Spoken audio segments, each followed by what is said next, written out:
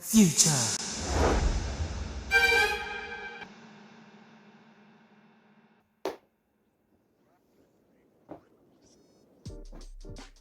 Yes. Hello guys. It's me, Fatima Coco. Again, I'm here to discuss the synopsis of my album, my debut extended play, Future, and explaining the song behind it. So basically, the general theme of this album was just me trying to accept the future and identity crisis with kind of like me and the world, or with me with myself, and basically kind of accepting the future but also with a little bit of conflict with it. Yeah. Okay, so the first track is Into the Future.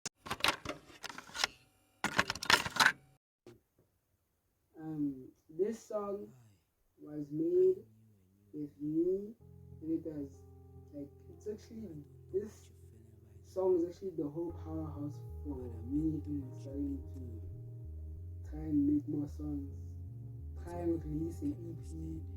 It was a huge motivator for everything. Honestly, it was the backbone for my work in general, because it was the first song I actually ever produced myself.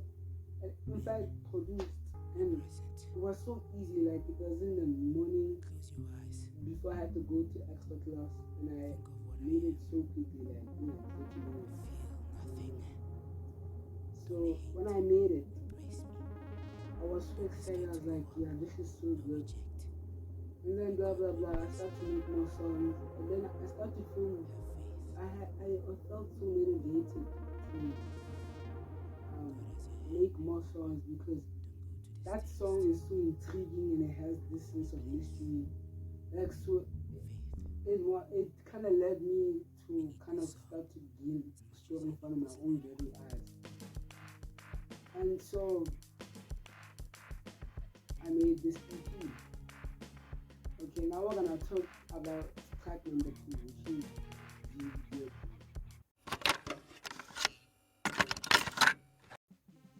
This song was actually like written like a year before 2022. It was written for a class project. So basically, there's a line in the song where it goes like, 29th August left us stuck in the blur, 50 September had to spit a verse. So basically, that line, like on the 15th of September, it is actually when the project was due, like for the song, like not necessarily a song, it was just supposed to be like lyrics. So we had a English project of writing lyrics, and the 15th of September was when it should be handed in. And so,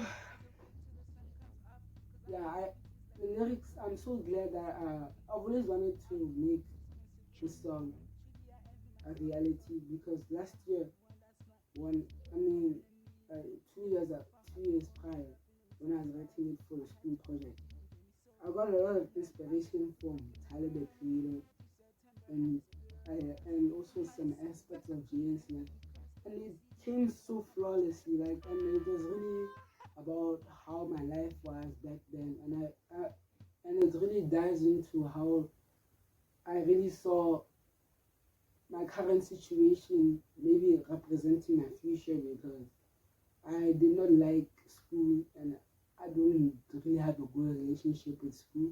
We're not academy guys. Don't.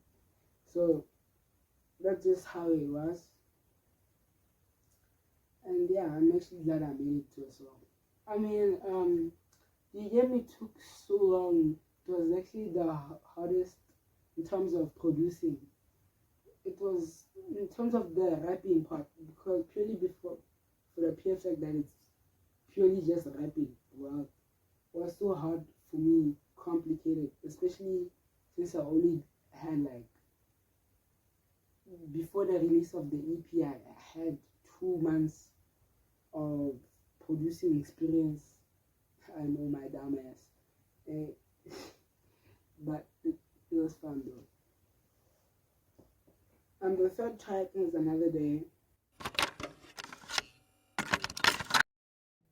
So basically, I was one day just looking for Michael Jackson type beat, and then I came across this beat by 23, and it sounded so nice, so I saved it and I wrote some lyrics to it.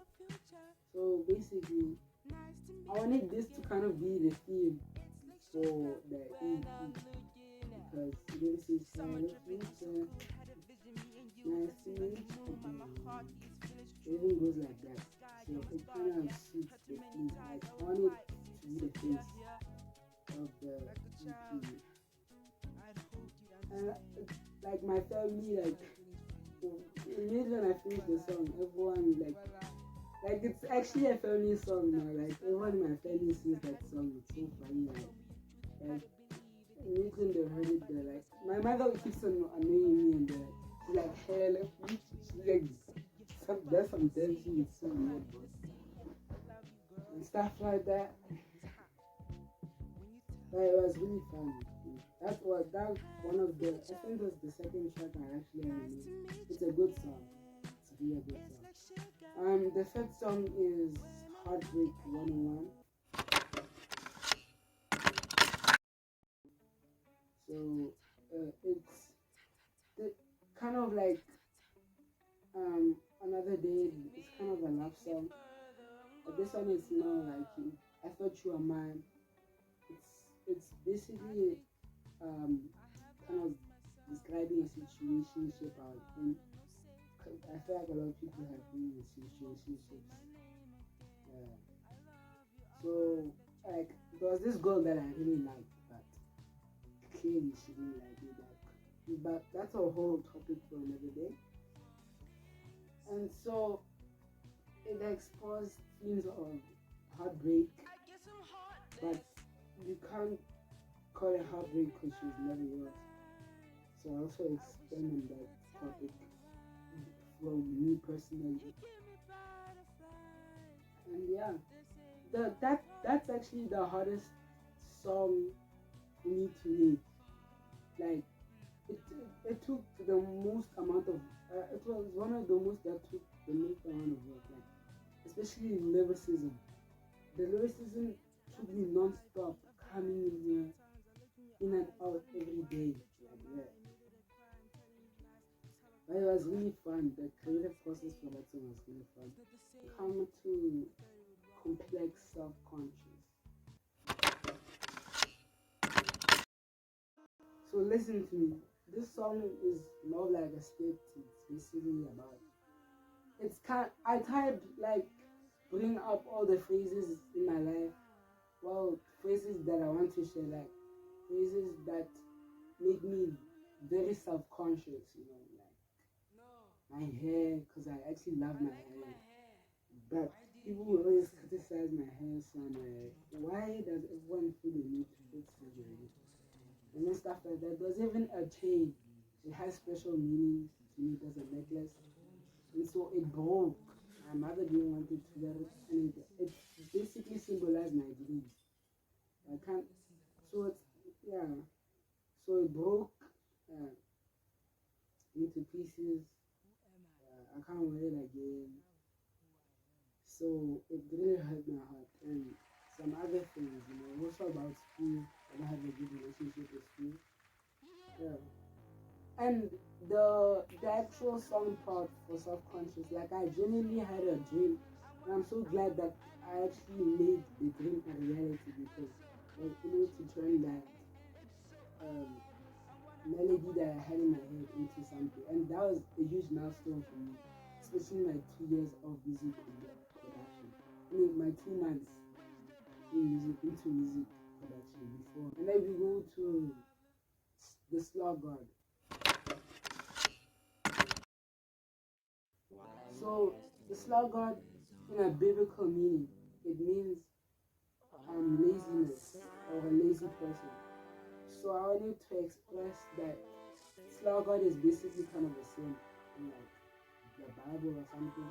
But no, there's just some things who like are lazy, and as a human being, like especially for me, like you're empty, the day goes by, like it's just a day of nothingness, and then I'm basically just asking, like, you start to ask yourself questions again, like, well, it always comes back full circle, it feels like, that's why. But I'm actually glad I'm at a place in my life where I'm trying to have less of those thoughts. And then we come to the last track, which is Out Insanity.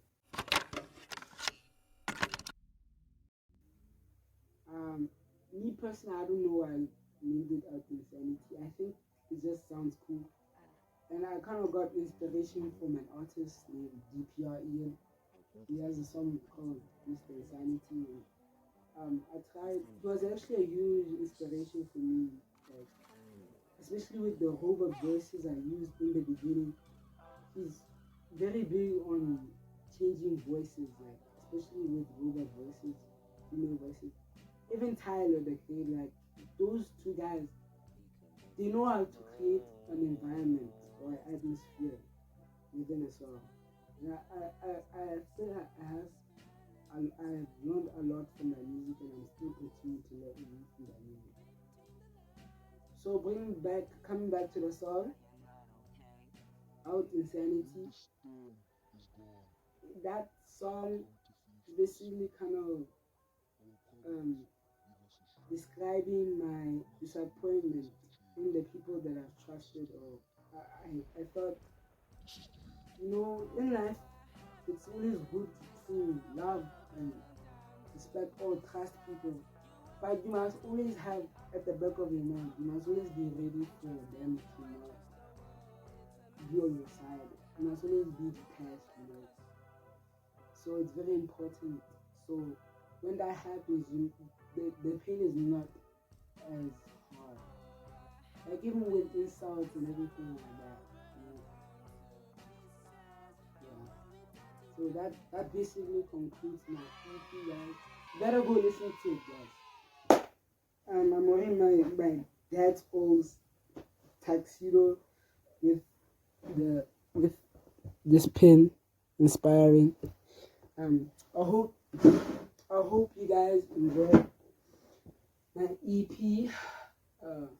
Hate the background, by the way, but have a good night, have a good day, whatever you want me to say.